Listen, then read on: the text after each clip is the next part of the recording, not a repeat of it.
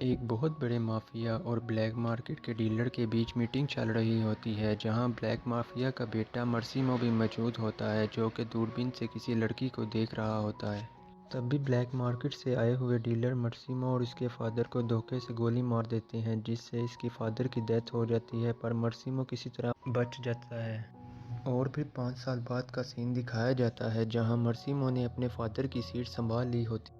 और वहीं दूसरी तरफ हमें एक लड़की दिखाई जाती है जिसका नाम लोरा होता है, और इसका एक बॉयफ्रेंड भी होता है जिससे वो खुश नहीं होती। लोरा अपने बॉयफ्रेंड और दोस्तों के साथ अपना बर्थडे सेलिब्रेट करने के लिए इटली आती है, जहां वो अपने बॉयफ्रेंड की हरकतों से चिढ़ जाती है और अपने आप को रिलैक्स करने के लिए वॉक पर बाहर आती है। तब ही वहां कुछ लोग इसको किडनैप करके एक रूम में बंद कर देते हैं। लोरा कंफ्यूज रहती है कि अचानक उसके साथ ये क्या हो रहा है। थोड़ी देर उस रूम में बंद रहने के बाद उस रूम का दरवाज़ा खुलता है। लोरा फ़ौरन उस रूम से बाहर निकलती और उस जगह से बाहर निकलने का रास्ता ढूंढती है, और तभी मसीमो उसके सामने आ जाता है। मसीमो को अपने सामने देखकर लोरा डर जाती है और उससे पूछती है कि वो कौन है और उसको इस जगह क्यों लाया है। मसीमो उससे कहता है कि वो उसके हर सवाल का जवाब देगा, बस वो उसके सामने खामोशी से बैठ जाए। और उसके बाद मसीमो लोरा को वहाँ लाने की वजह बताता है और बताता है कि लोरा से मिलना उसके लिए एक ख्वाब जैसा है, जिसकी उसे कभी उम्मीद नहीं थी कि कभी वो सच होगा। पर एयरपोर्ट पे उसको अपनी आंखों पे यकीन ना हुआ, और बताता है कि 5 साल पहले उसको और उसके फादर को जब मारा गया, इस टाइम जिस लड़की को वो देख रहा था वो लोरा ही थी, और गोली लगने के बाद उसी का फेस उसके आंखों के सामने आ रहा था, और उसी की वजह से वो उस दिन गोली लगने के बावजूद बच गया था, और इसीलिए वो चाहता है कि अब वो लोरा के साथ पूरी ज़िंदगी गुजारे। मसीमो की बात सुनने के बाद लोरा कहती है कि वो कोई चीज़ नहीं कि जिसे वो अपने साथ रख ले। तो मसीमो उससे कहता है कि वो ये बात अच्छी तरह जानता है कि वो कोई चीज़ नहीं, और इसीलिए वो उसे 365 डे का टाइम दे रहा है कि वो उसे प्यार करे, और अगर 365 डे ख़त्म होने के बाद अगर उसे प्यार ना हुआ तो वो उसे जाने देगा, पर तब तक उसे उसके साथ रहना होगा 365 डे ख़त्म होने तक। ये बात सुनकर वो घबरा जाती है और मसीमो से कहता है घबराने की ज़रूरत नहीं, मैं तुम्हारी इजाज़त के बगैर तुम्हें टच भी नहीं करूँगा। और ये कहकर वो वहाँ से चला जाता है। मसीमो के जाने के बाद लोरा वहाँ से भागने की कोशिश करती है, मगर वो पकड़ी जाती है और ये बात समझ जाती है कि मसीमो कोई आम आदमी नहीं और वो इसकी इजाज़त के बगैर यहाँ से नहीं जा सकती। हार मानकर लोरा मसीमो की बात मान जाती है और उसके साथ कोऑपरेट करने लग, पर बीच बीच में उसको तंग भी करती है। एक बार लोरा मसीमो को ऐसा फील करवाती है कि जैसे वो उसकी तरफ अट्रैक्ट हो रही है, मगर जैसे मसीमो आगे बढ़ता है तो लोरा उससे फ़ौरन रोक देती है, जिससे मसीमो चिढ़ जाता है और लोरा को कहता है कि आइंदा इसके साथ ऐसा मजाक ना करे।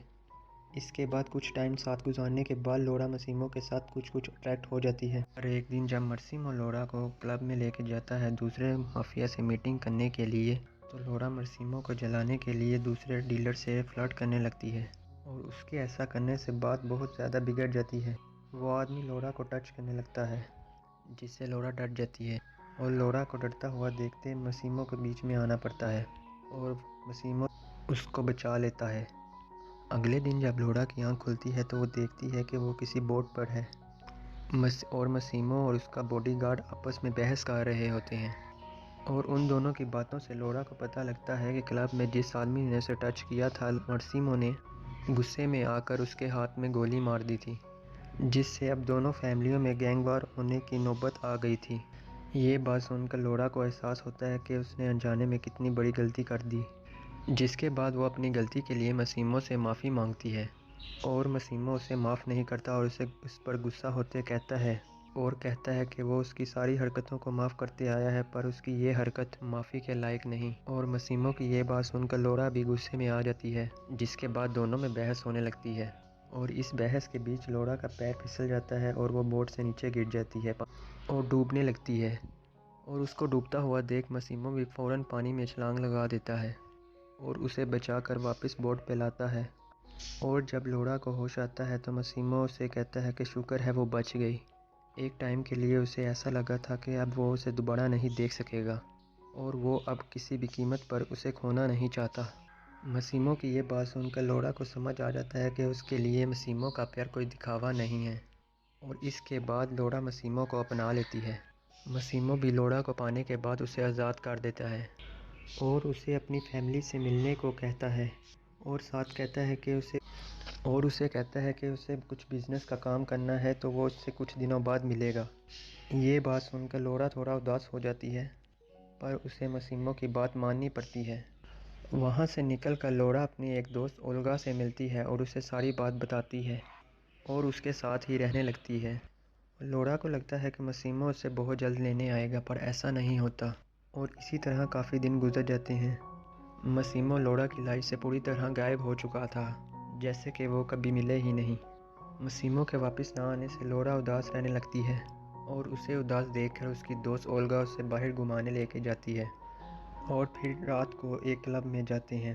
दोनों उस क्लब में काफ़ी इंजॉय करते हैं। तभी लौरा का पिछला बॉयफ्रेंड वहाँ आ जाता है और उससे बात करने की कोशिश करता है, पर वो उससे इरिटेट हो जाती है और क्लब से बाहर आ जाती है। उसका बॉयफ्रेंड भी उसके पीछे आता है, पर लौरा जैसे ही अपने फ्लैट में जाती है उसकी नज़र मसीमो पर पड़ती है। मसीमो उसके फ्लैट में पहले से ही मौजूद था और उसका इंतज़ार कर रहा था। मसीमो को देखकर लौरा का बॉयफ्रेंड वहाँ से चला जाता है। मसीमो को वहाँ देखकर लौरा शॉक हो जाती है और उससे इस बात पर लड़ने लगती है कि वो इतने दिन तक कहाँ था। वो लौरा को समझाता है और उसे कूल करता है। इसके बाद मसीमो की शर्ट खोलने पर लौरा को पता लगता है कि इसके यहाँ आने के बाद मसीमो को एक गैंग वार के दौरान गोली लगी है और इसीलिए वो इतने दिनों तक गायब था। इसके बाद लौरा मसीमो को कहती है कि उसे 365 डे नहीं चाहिए, वो ऑलरेडी मसीमो के प्यार में पड़ चुकी है। लौरा की बात सुनकर मसीमो खुश हो जाता है और सुबह उठकर मसीमो लौरा को शादी के लिए प्रपोज करता है, जिस पर लौरा भी खुशी खुशी मान जाती है।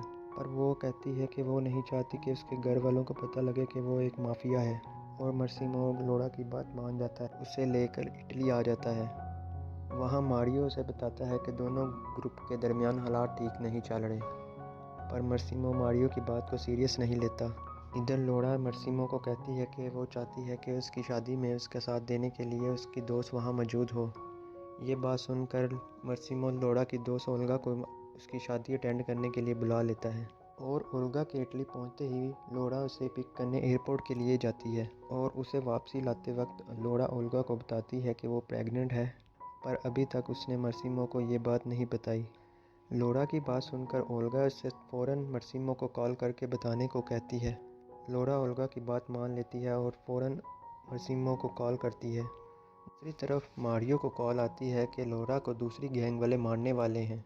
ये न्यूज़ सुनते ही मारियो मसीमो के पास भागता है, पर उसके पास पहुंचते ही बहुत देर हो चुकी होती है। लौरा की कार एक टनल में घुसती और वो दूसरी तरफ से बाहर नहीं आती और मसीमो यहाँ लौरा से बात कर रहा होता है और अचानक उसका फ़ोन यहाँ कट जाता है और मसीमो मारियो के एक्सप्रेशन से समझ जाता है कि क्या हुआ और वो टूट सा जाता है और ज़मीन पर बैठ जाता है और मूवी यहाँ पे ख़त्म हो जाती है।